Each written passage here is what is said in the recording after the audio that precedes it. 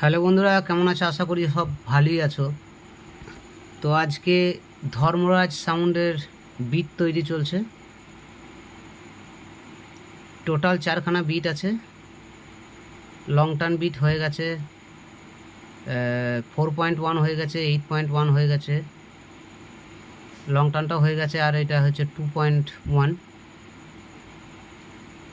তো একটু শোনাই কীরকম কী হয়েছে।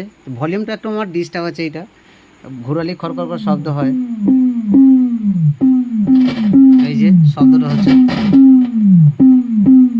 তো কেমন কি হয়েছে একবার জানাবে।